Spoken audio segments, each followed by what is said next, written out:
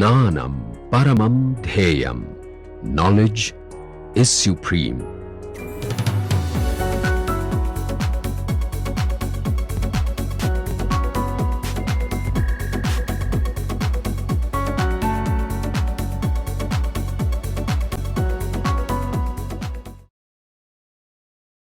So far we did combination of spin orbit coupling, but we can try to take two particles at rest.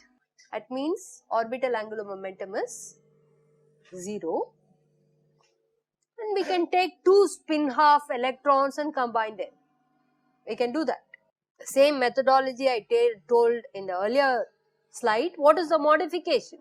The only modification is the direct product space will be a spin space of first particle times the spin space for the second particle.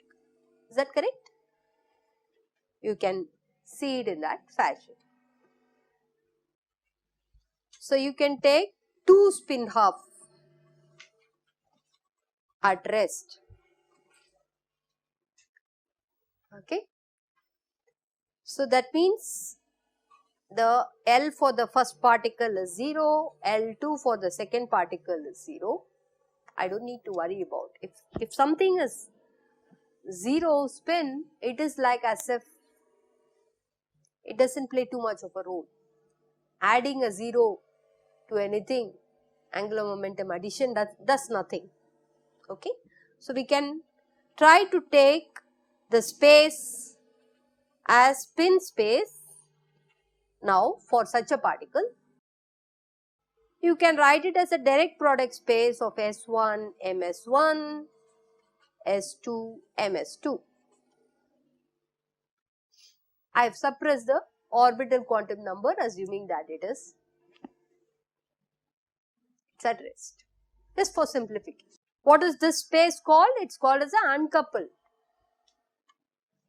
Okay, so this is what we call it as uncoupled basis. You could also write the total spin, right? We can write the total SZ as S1Z plus S2Z.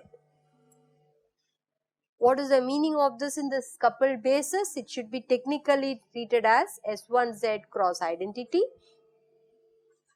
plus identity cross S2Z in this direct product space. But I can also take the coupled basis where it is total Z, total SZ and total S, and I can write a coupled basis as S1, S2, S, MS. This is a coupled basis. Is that okay? S1, S2 will be half. Yeah. Yeah, you can do that, but just for simplicity, I am just saying the tag of particle 1 and particle 2, I just want to keep it. But if you have two spin half, you can put S1 and S2 to be half as he says. Technically, you can write half there. So these are various scenarios where you can combine two spin half particles at rest. You can combine orbital angular momentum and spin quantum number of a single particle. You can have various other things. I don't really worry about experimentalist tells that this object has angular momentum J1, another object has angular momentum J2. Can you combine and do the physics? Then what will you take? It is J1 plus J2. All kinds of combinations, and you don't really worry about once he gives the angular momentum, you don't question what is the orbital, what is the spin, you take that as an entity which is given to you. So given whatever is the data, you can write, this is what I have tried to motivate you, that you can have two bases. One is uncoupled basis where individual particles, in this case the tag is maintained, individual spin half particle information is maintained in the uncoupled basis, but in the coupled basis you don't know what is the contribution of the individual spin half particles. Okay, you know the total quantum number. So that is why it is called coupled. So again, two coupled equivalent space, you can write, as he said, you can put S1 and S2 to be half, just to keep track of the tag of 1 and 2 particle, I have put it here. So now I try and take you into a formal that given two particles with angular momentum, I don't question what is the composition of this angular momentum. The experimentalist tells me that this particle has quantum number J1 and the second particle has quantum number J2. How it is composed of orbital and spin, he doesn't give me and I don't worry. The only thing you know is that these two particle angular momentum operators, they have to commute. Okay? When you take two particles, even in the earlier case, S1 operator commutes with S2 operator.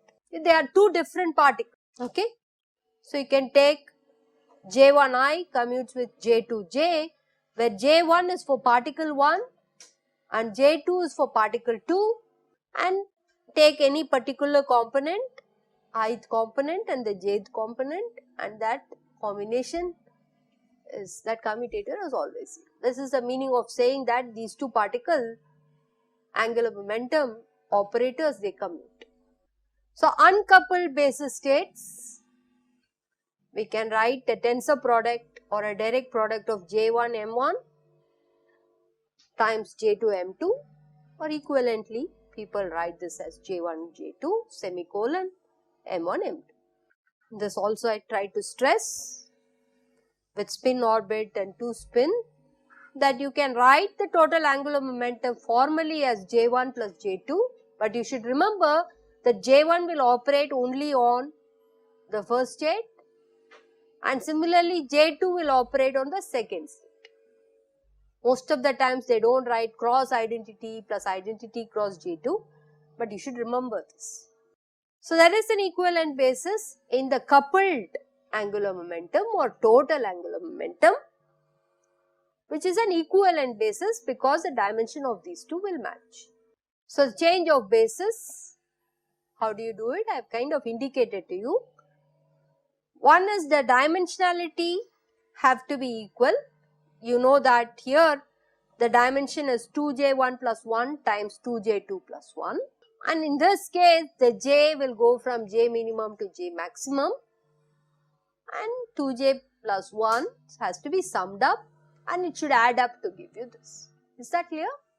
What is the range of j? I have not really told you, this j, but we will come to it. But there are constraints. The constraint is that the dimensionality of both uncoupled bases and the coupled bases have to be equal. The matrix which relates them, this is what is the famous Clebsch-Gordon matrix. Okay, it's called CG coefficient matrix or Clebsch-Gordon matrix. And interestingly, you can put and insert an identity operator. Is that okay? I think I made a mistake here. Yeah, you can write the identity operator. This should be a ket. This one, right? So just this is a typo. Please correct it. Should be a ket. So you can put an outer product here and sum it up, so that this matrix element, this inner product which you have, is a matrix element of this Clebsch-Gordon matrix. So let me just redo it on the sheet, for this is very important, so I don't want you to. So you will have J1, J2, Jm. Okay, so this is what we call it as a coupled basis. I prefer to put this coupled basis with the curved line. Usually we put it as angular bracket, just to remember that it is curved, it's a coupled basis. I just like to keep tag of it by putting a curved line. Not that book put it, but just for our sake we will put this. Here I am going to insert an identity operator and write this J1, J2, Jm. and this identity operator is in the uncoupled basis, which will be M1, M2,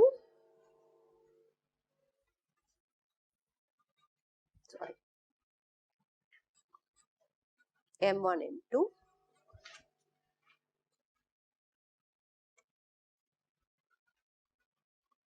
okay. So, you have J1, J2, Jm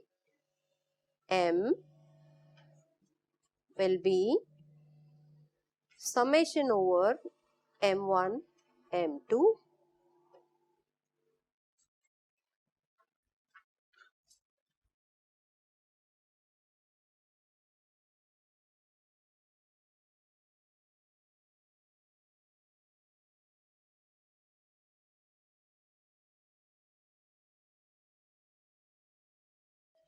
I have just inserted it here, wrote the inner product which is a coefficient, okay. Is that alright? And then it is in terms of the state. So, this coefficient J1, J2, M1, M2, J1, J2, Jm, this is what is called as a Clebsch-Gordan CG coefficient. We write it for the first time, Clebsch, always miss this, SCH, Gordon. What did we do? It was J1, J2, M1, M2, J1, J2, Jm. Just to remember that it is coupled basis, I put this angular bracket, it is not necessary. This is the CG coefficient. Sometimes some books denote this way.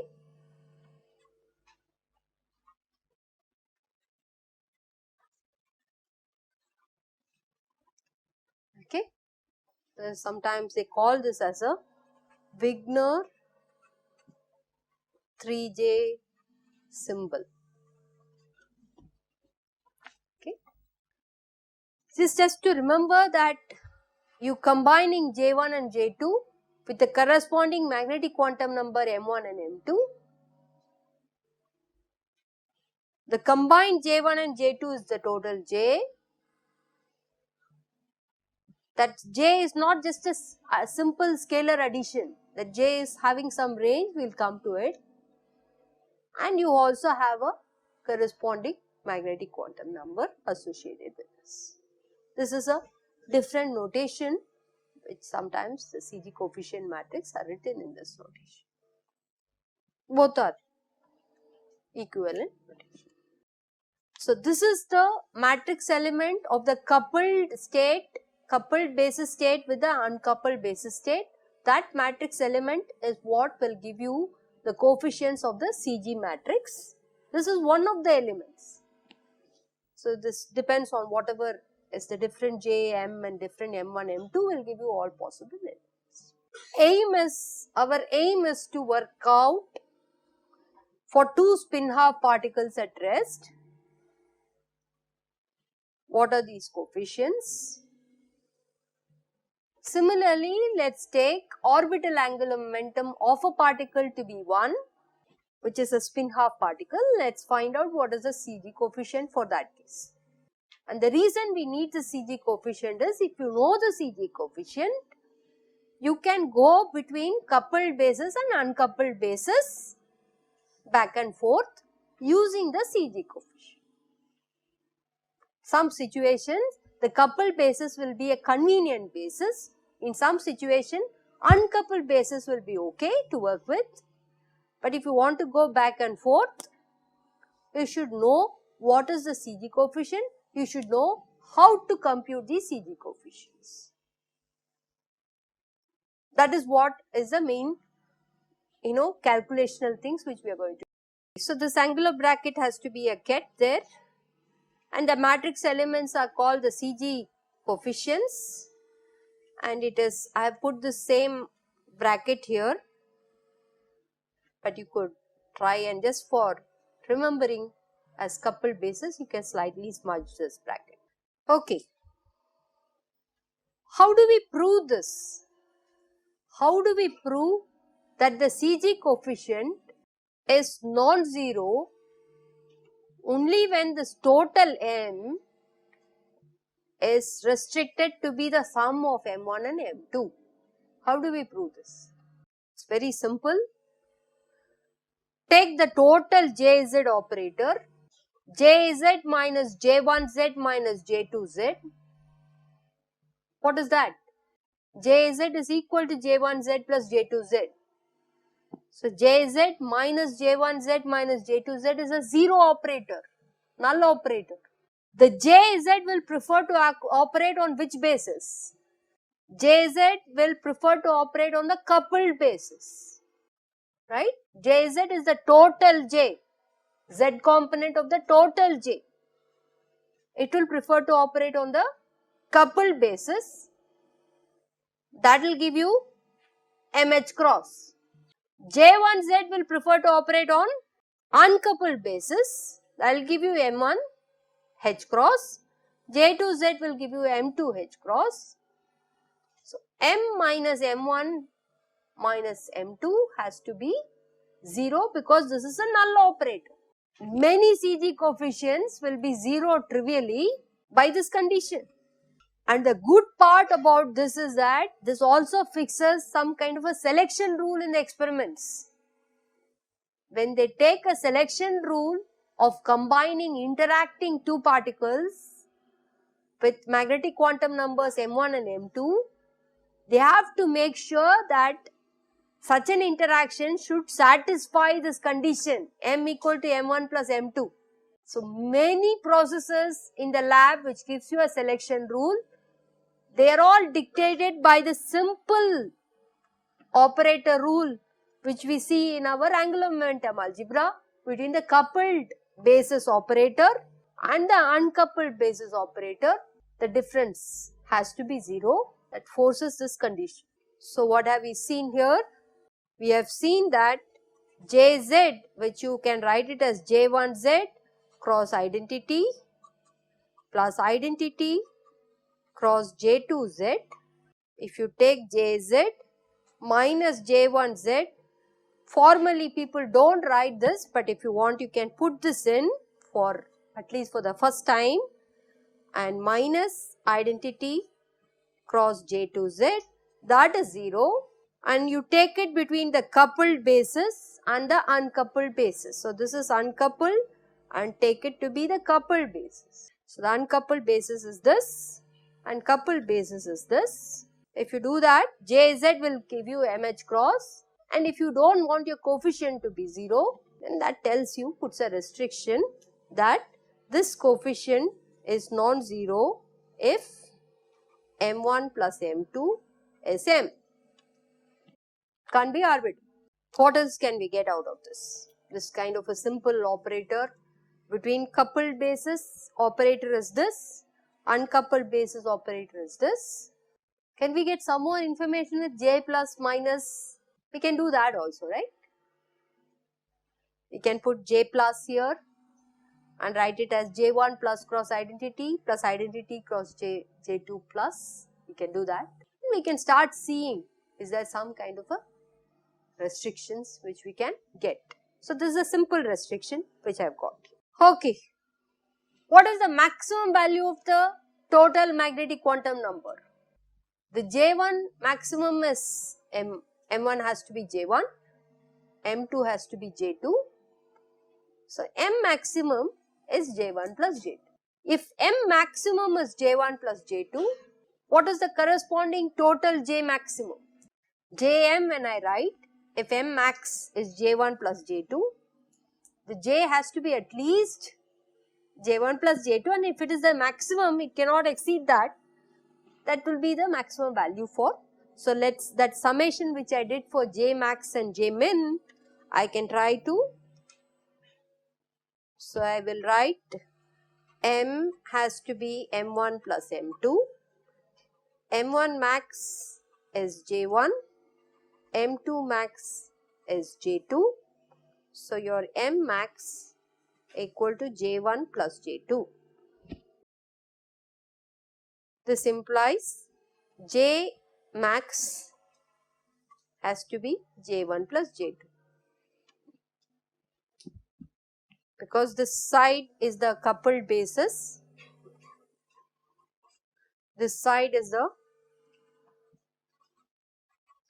uncoupled basis, and from here the J and M I can find it out. Can we determine what is J min now? We can use the equation with the dimensionality. We had here the dimension was 2J1 plus 1 into 2J2 plus 1. This side will be 2J plus 1 summation from J min to J max. Okay. Just for simplicity, let's take J2 to be less than J1, less than or equal to J1. Once you know this, you can do the other way around also, and then we can figure out what should be J min. Okay, I'll leave it to you as an exercise. Just check just by doing this series. J max is given to you is J1 plus J2. That is given. Okay. Find out what is J min. What I will do is, let me stop here.